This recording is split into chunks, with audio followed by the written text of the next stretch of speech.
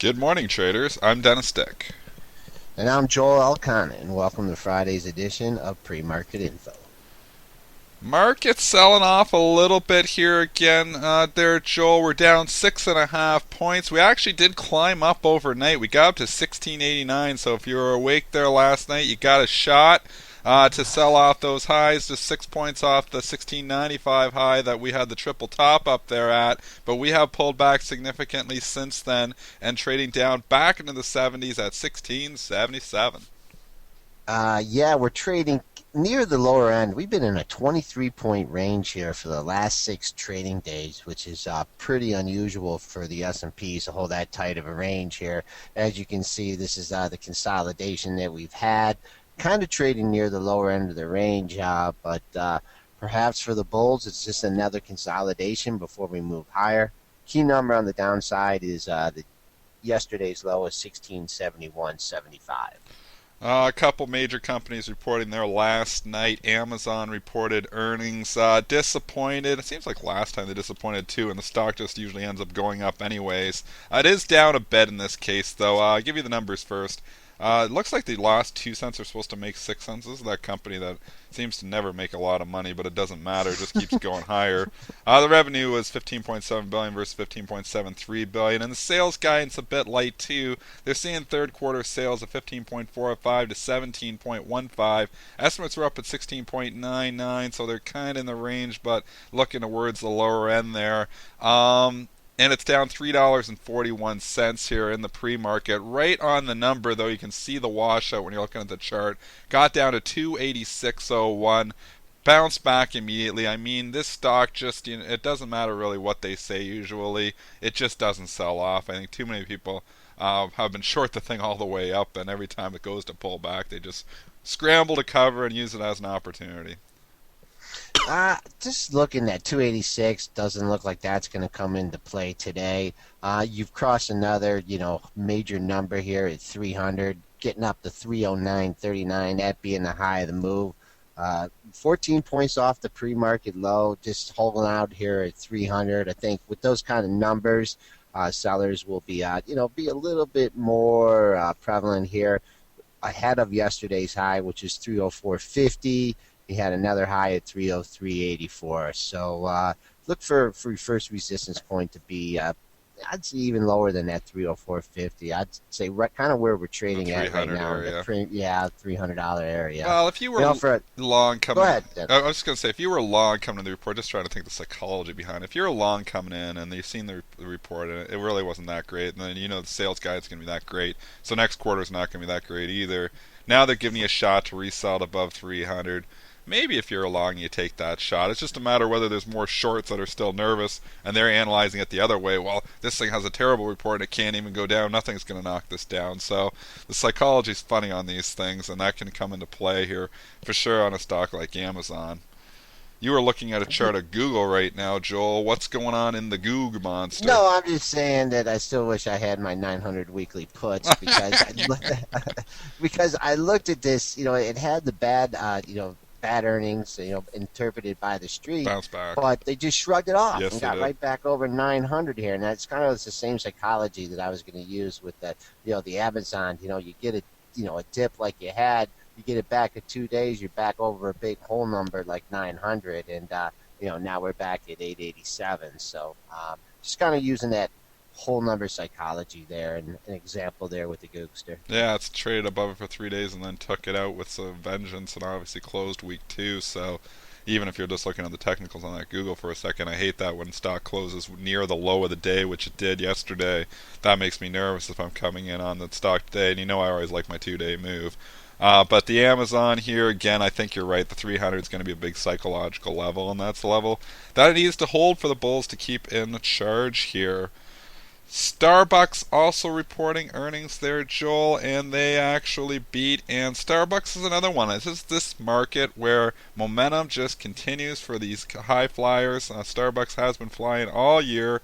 The numbers were good. I don't think they were awesome, but it doesn't matter. They're just, pumping the stock up. 55 cents versus 53. 3.74 billion versus 3.72 billion, and the stock's up almost $5 this morning. An absolutely enormous move for Starbucks, up 7%. Again, option writers taking a bath on this one because I was just looking 2 days ago. The 72.5 calls were going for 3 cents only, so they basically gave it no shot of coming up this high. And here it is; those are 44 cents in the money now. And the other options were all trading, significantly, with a pretty low value too. So option writers here are getting hurt in Starbucks. We've come up to the 72.99 level, and we're just holding there here. So perhaps someone identifying that level as an exit point. You're blowing away the all-time high here by $3 here, $4. So use that 73, that pre-market high, and as a level. If you're looking to exit a long or initiate a short, and just along those lines, we were watching that Starbucks trade during the show through 32, 33, 34, and then not at the 9:15 to 9:30 bar, but just before 9:15, man, it shot up and hit that 35. Which stock are you talking about? I'm talking about Facebook. Oh, from and yesterday. Facebook did that. Yeah. Yeah. A lot of times, they do that pump, in that last 15 minutes, and that's what they did, yesterday. Yeah, right in Actually, the run up before. It got up to Starbucks 373 too now. Yeah. Yeah. I agree there, Joel. They do. If you watch the last 15 minutes, right before the market opens, that's when they sometimes really get a pump up there. Facebook did that, I think, last time too, and then obviously did sold off, never got to those levels. Honestly, this Starbucks, I think it's going to go higher. I don't know why. It's just momentum going. I know it seems ridiculous that it's up 7% on this report, but this is the momentum market, and everybody keeps trying to fight the tape on all these stocks, and they just continue to get punished. It's very, very difficult to short and pick the stocks. I mean, somebody's going to get lucky and pick it, but there's so many people that don't pick it. And I think if you're trying to short this stock today, you're fighting the tape. You're fighting the type of market that we're in. We're in a momentum market where stocks that are up $4 go up $6. It's just that kind of market here. And honestly, it wouldn't even surprise me if this thing saw 74 here or $75 today. It's that crazy of a market. So by shorting at 73, you're just fighting the tape, I think. I think it has a better shot if you wanted to go it. I think it has a better shot of seeing 75 than 71. I don't know if you want up for a bet there, Joel, trying to be the... But you see, even that contrarian there's hesitant on this one. I'll go 71.20 versus 75.20. Okay, let's do it. I'm going to say, Okay, and I don't know if it's going to see any of those today, but let's see, because I'm just going to play the momentum. It's going to see one of those today. It's going to see one All of right, those I'm today. paper trading the momentum here, and Joel's paper trading, he thinks it's going to buck in. And they do turn. Eventually, some of these stocks do turn. We did see it with Facebook yesterday. Got up to 75, obviously, in the pre-market, and did pull back eventually into the 33 handle. Actually, I think got down to about 32.75. So these stocks do have pullbacks. It seems like eventually they do turn around and just keep going, though. So I'm not going to put any of my real money into this thing because I think it's just too much gambling in this right now. There's really nobody that can sit down and fundamentally analyze and say, or even from a technical perspective, because we've never been this high before. But, short-term trading momentum seems to be working still. Speaking of stocks that have momentum, Expedia has momentum to the downside today. EXPE 70. It's down 23% right now. The quarter was a disaster. 64 cents versus 80. 1.21 billion versus 1.26 billion. Missing the top, missing the bottom. Raymond James is downgrading him today. Thank you, Raymond James. A little after the fact. But the stock is down 15 points right now, trading below $50. This is just an incredible move to the downside for Expedia. 47.75. You hit that in the after hours trading, and now you're sneaking up back towards the $50 level. We have got above that a few times. I guess we're looking at the $51 level. That's been the high since making that pre-market low. So I would keep an eye on that if you're trying to keep your profits on the short side. Once again here, Dennis, after hitting that 47.75 level, you do have someone stepping out to buy it here. Just holding the, targeting this 47.75 to $50 area. Once again, you take this thing home short. You get 15 points in the pre-market. You have a large position. It probably behooves you to start to take some off a little bit. Looking for, can't even see anything on the week, the You're over daily. month. Let's go to the weekly. 2012, you gotta go to. 2012, huh? I think Wow. so, yeah. You gotta go back into Yeah. 2012 Let me try numbers. and see if I can pull a number out of a hat here to for our traders here. I don't see Uh, much in that 47 area. Like I was looking at no. 43.50, like level back, Yeah. going because we had a huge move up in July of 2012, where we kind of went from 43.50 and flew up to $58 in like a week there. So, I mean, it cascaded, or just flew through that area on the way up, and I guess that's what it's doing on the way down, kind of flying through that area. So. Yeah, I guess the most relevant thing here, just the $50 level. You had some couple weekly lows back there in August of 2012. So I think that's going to be your swing area. You get above that, and it can recoup some of this 24% loss. ZNGA disaster day for them Oh, too. terrible. Yeah, considering you looked at the Facebook and the Zynga, kind of, well, I guess they're kind of insane. But Zynga here just announcing a terrible quarter. The actual quarter themselves was pretty decent. They only lost a penny. We're supposed to lose 4 cents, and the revenue was good too at 230 million versus 185 million.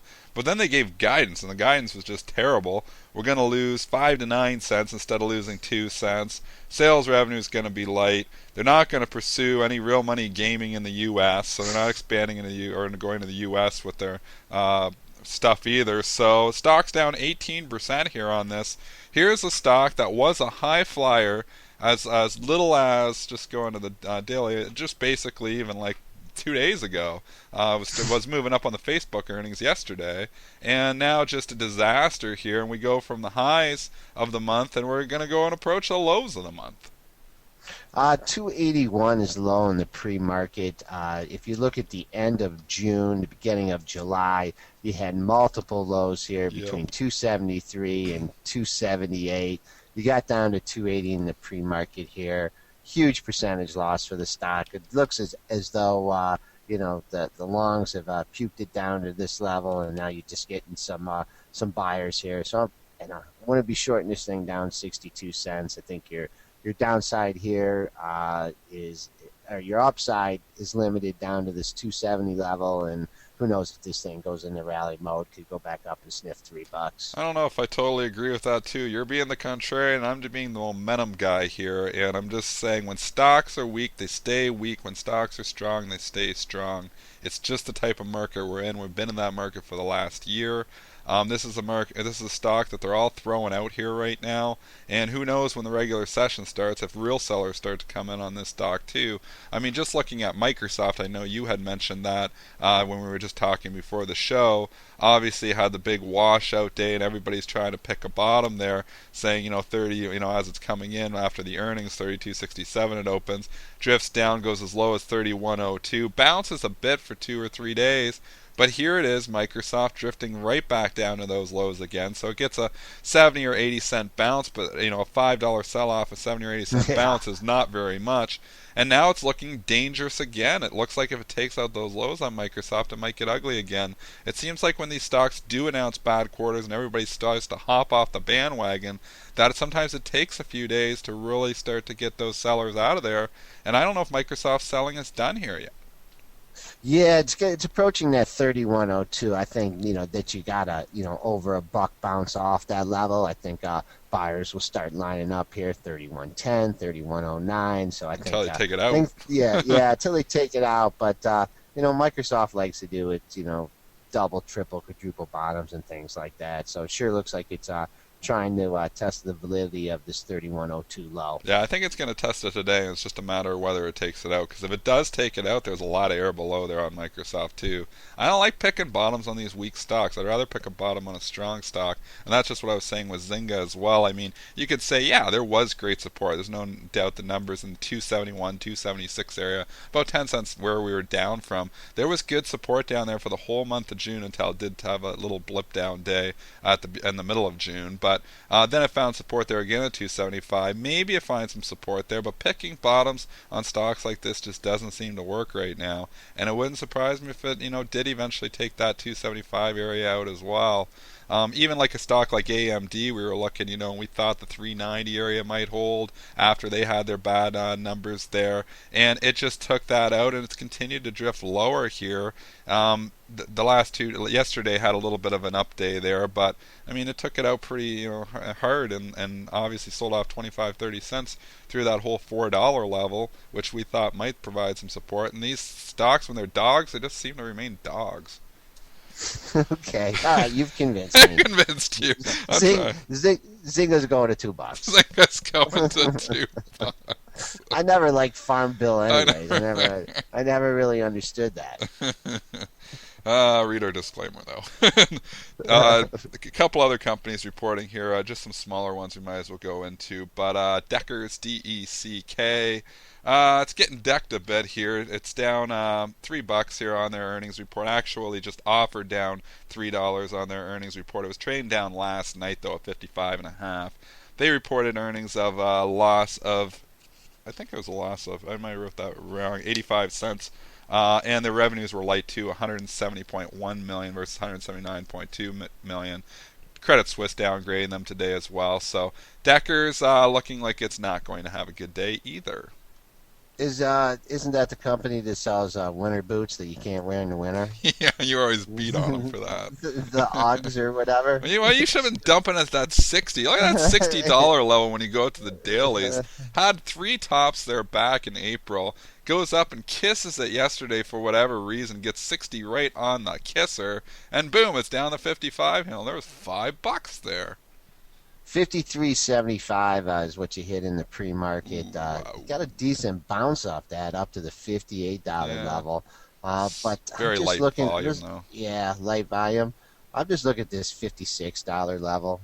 Had 4 lows back at that area just a Big week or swing so number. ago. So yeah, that'd be a good swing number. Under 56 is 55 and 54 handle, kind of what it did in the pre-market. Yeah, pre-market low. 53.75, the low that you had on July 12th, 53.84. So keep an eye on that. This thing can't get back above 56. Like we said, when they start to lose their momentum, they lose it and they continue sometimes to fall. I like the 56 maybe even as resistance now. It's offered at 55.75. Nobody's sniffing him this morning. It is bid at 55.22, so it's kind of a tight market. Looks like if it opened in here, it'd be around 55.5, but we still got an hour before the open, so a lot can happen. VRTX, just a disaster here, I guess. Phase 2 study of VX-135 for the Hep C drug being put on a partial hold by the FDA, and they are taking the stock and beating it, although they were beating it a lot more on the news. Looking at that, it got down as low as, 70.5? 70.53, yeah. And then now it's just hugging this $80 level here. Yeah. So that's kind of interesting to see. This thing's got to get above 80 in order to recoup more of those gains. It still looks though that like someone has their foot on the pedal there at 80. Going back, you also had a low right at that area back in June. Not much in the under 80 until the 78.02 low, and then you have another low at 77.08. But surely nothing. I don't think we'll get anywhere near that 70.53 today. Yeah, and please don't call me Shirley. No, $80. $80, you're right. It's just had a lot of consolidation there, right there on the button. So I don't think we're getting anywhere near 70.53 either. But interesting chart there, though, when you see something fall $17 and then boom, and then it bounces right back 7 points and just sits there in that range. So it was like instant volatility and then no volatility. And this stock, yeah, when you look at it in that perspective, we've had a really good year and a half on this VRTX. A lot of these pharmaceutical companies have just been on a tear, especially some of these smaller companies. So the last year and a half, they have just been flying. Even those biotechs, just crazy. Tyco TYC, that reported earnings here this morning, 50 cents versus 48, 2.68 billion versus 2.71 billion. So a little top line miss, a little bottom line beat, and that's got the stock trading flat. Yeah, looking pre-market. Let's see if we got anything going on in this spotty print up here at That was 36. So last it's night. You know what? that was I should just talk because last night some dude bid in 36, which obviously, and I see this a lot in the after hours. You'll see it like at 7 o'clock, the after hours session closes at 8. You'll see it sometimes. Some guy will bid it up like a dollar, and it's like I'm like, what does he know? I'm looking at it. The report's coming out tomorrow. He's bidding up a buck. Does this guy know something? And more often than not, it usually opens up $2 then. So the guy's trying to like basically, I don't know if they always know something, but maybe they got an inkling or something. In this case, though, it looks like he was wrong. So $36 would have been a good sell. It looks like because it just traded down at 35.15 and 35.16.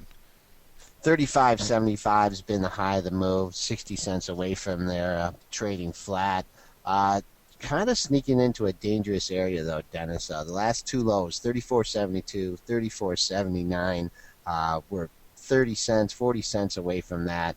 I don't like this kind of chart when you have a huge run up here from under 32 to 35 and a half. Then you start to give some of it back. So really a longer term here, I'd be keep a real close eye below 34.70. I'm not sure I'd want to be an owner of this issue. Halliburton, here's an interesting one for you. They do plead guilty yesterday to destroying Gulf evidence or Gulf spill evidence, so that can't be good. That can't be good news. But they also announced that doing a modified Dutch auction to tender or to repurchase up to 3.3 billion dollars worth of stock, somewhere between the price of 42.5 and 48.5. If you're not familiar how a Dutch auction works, you see this sometimes. Pretty rare in the equity world, but you do see it. Basically, a person, if they own the stock, can say, "I'm willing to sell my stock at 47." Another person might say, "I'm willing to sell at 46." Another person might say, "I'm willing to sell it at 48." The range they've given us, you've got a tender between 42.5 and 48.5. So they will come in and try to buy the $3.3 billion at the cheapest amount that they can to get $3.3 billion worth of stock. If every person offers 48.5 only, they would obviously have to buy it up at 48.5. But some people are going to offer 45, some people are going to offer 46. So it all depends on where they can get the 3.3 billion worth. It closed at 44.34. It's trading up $2 on this. It's kind of a good way, these Dutch auctions, to usually immediately make your stock price rise fairly substantially. And in this case, Halliburton's getting a good $2 lift off the announcement here. Yeah, and it's interesting the level that it's coming to.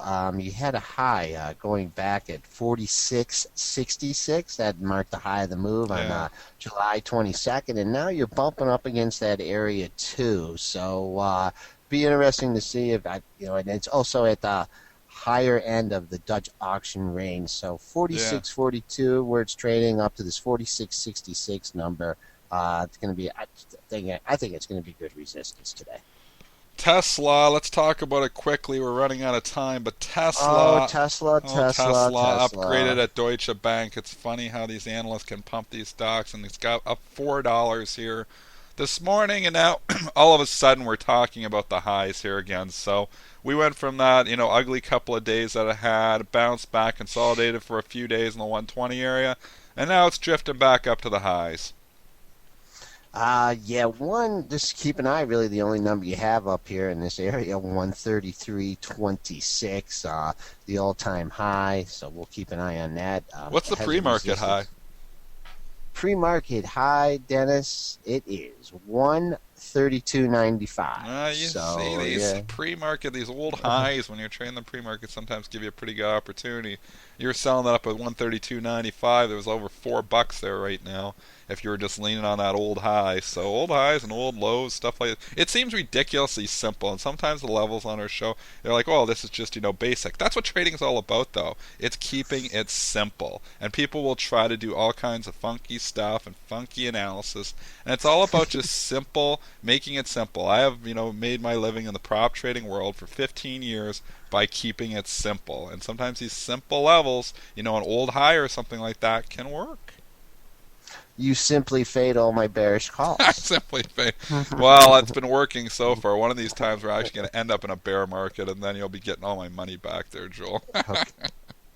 All right, just any closing thoughts here? I mean, the S&P is just kind of melting here. Yeah, the S&Ps are slowly melting here. I think obviously, what was the low there from 2 days ago? We got down to 1671, wasn't it? What was Oh, that that was low? actually What was that? Oh, it yesterday, was down. yesterday. Man, we bounced Yeah, back well, you're fast. What was the low yesterday? well, the 6 day low is 71.75, Okay. and they also hit that yesterday. They only hit that though in the pre-market trading. They actually did not hit that during the regular session. The regular session low was 74.75. So you're coming into a couple support points, and as it's been going on for the last few weeks, few months, couple years, coming to support points and getting a bounce. So we'll see. It's the same for today. Well, that 1671 could be a potential double bottom if we get down there another 4 points. So we'll watch and see if we can test that level. We're only 4 points away from there. I kind of think they do. If it can hold, obviously, it's a good sign. If it starts to make a new low, then I'm not too bullish right now. That's our show for today, guys. Have a great day, and we'll be back at you on Monday.